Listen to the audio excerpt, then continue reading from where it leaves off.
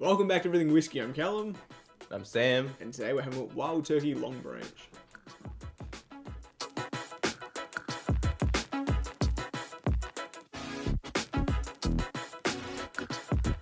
Alrighty, so another day, another lockdown review. This one is going to be with the Wild Turkey Longbranch. We've bought it before, but it must have been like before we started recording or something. Ages ago, Because we couldn't find it, and we definitely haven't reviewed it. So that is what we'll do today.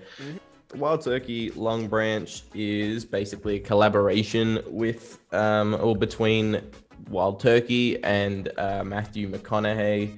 It's the Russell's guys, the head distillers, and they collabed with the McConaughey, and they came up with the McConaughey and came up with this. Unfortunately, as much as I like Wild Turkey, and as much as I like a few different, a decent amount of Matthew McConaughey's, films he's been in, and this is like my least favorite Wild Turkey release.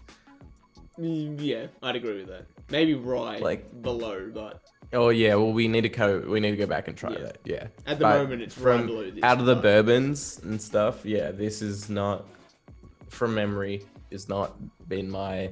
It's not bad, but like with how consistently great like a lot of the other Wild Turkey stuff is, Yeah. it's just not there.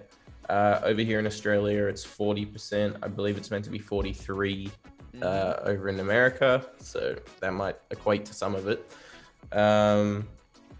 They use some different techniques in it. They incorporated, I think it's mesquite smoke.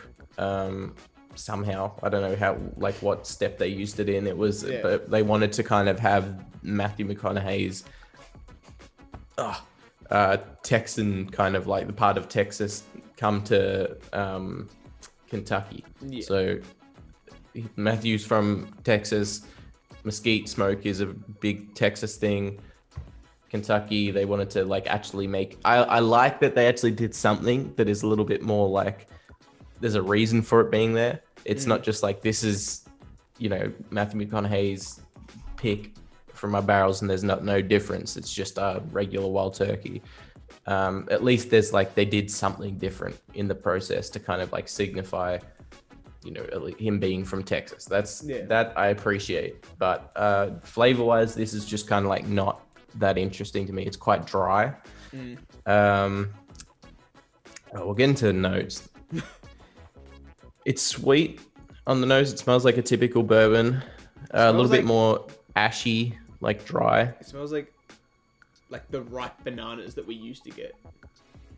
See, look, I don't mind the nose really. Like it smells like just a general bourbon. Yeah, generic bourbon. Yeah.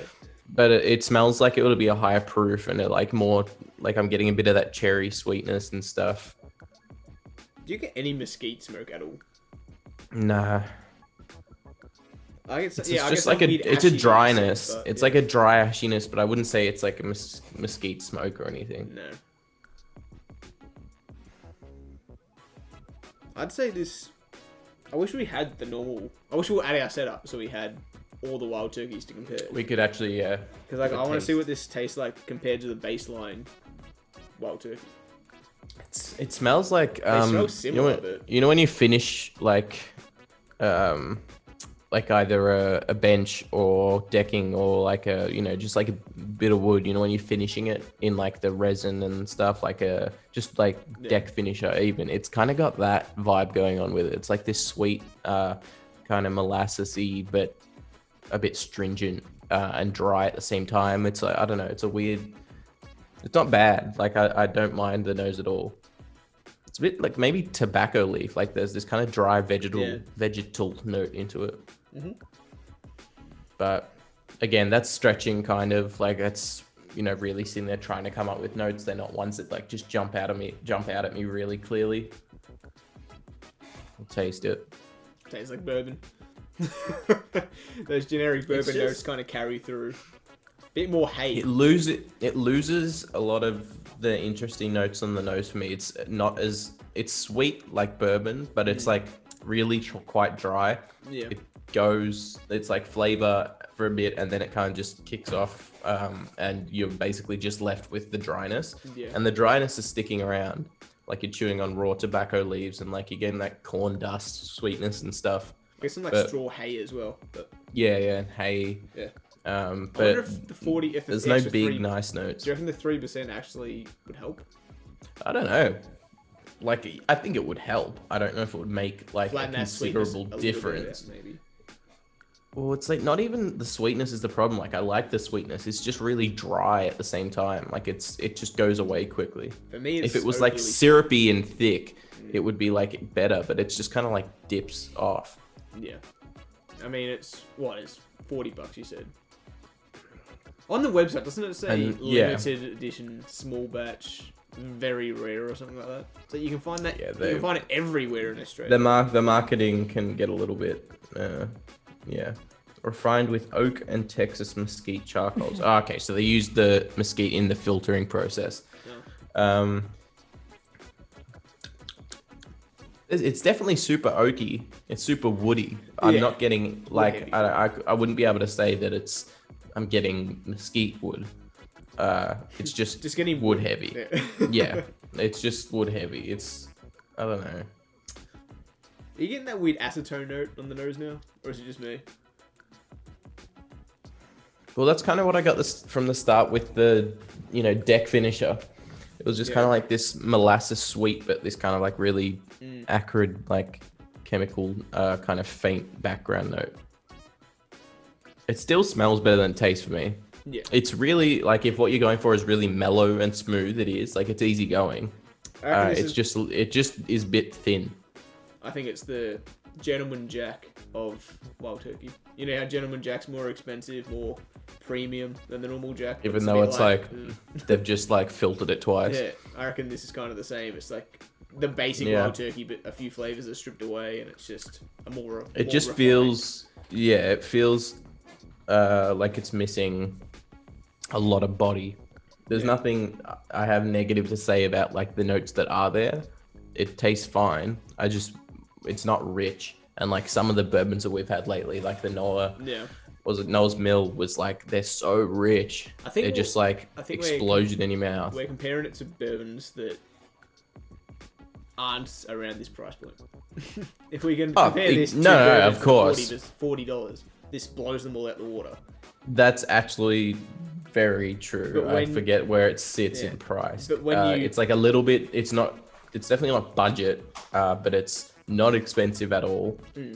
I can tell you how much exactly I paid for it. It's just just to double check. It's just being part of the Wild Turkey lineup. You expect them all to be fantastic.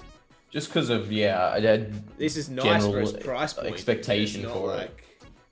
But then again, the normal Wild Turkey is like $45. Yeah, so it's a little bit more expensive than we initially thought as well. Like I thought it was around like 45-ish, but I actually ended up paying 65, and it's meant around on the internet. It's like sitting around $60. Yeah. Which again, it's the sentiment remains the same. Like I was still comparing it to bourbons to double that in price. Yeah. But I feel like I could just go buy 101 or the normal Wild Turkey, and I'd probably enjoy them equally. Equally as much, if not most likely quite a bit more, especially if it was the 101. Yeah. Even Makers, what's it called? The baseline Makers. No, what's the other one? 86. 46. 46. 86. The Makers 46, I think, has dropped in price around here recently-ish in the past 12 months. So $60. Yeah. And Makers 46 is much better. And it's 46%, isn't it? Yeah, it's much better. In like every way. That's funny though, because I remember the first time I bought Makers 46, I paid $95 for it, because that's like how much it cost back then. Yeah. It's quite a bit. It's dropped quite a bit. So yeah, look, I think it's a lot better than quite a few bourbons in that price range, but there's also quite a few that I would definitely recommend above it. Yeah. I have nothing really bad to say about it, just that it's just not just doesn't do much. Jesus. It just doesn't do much for me. It's definitely like a $45, $50 bourbon. It's just been marked up to 60 because of the McConaughey name. Definitely. Exactly, yeah. Like it should be the exact same price as just the base level Wild Turkey. I mean, it's fine for what it is, but... It's fine. There's nothing like negative about the notes. It's just a bit of a thin bourbon.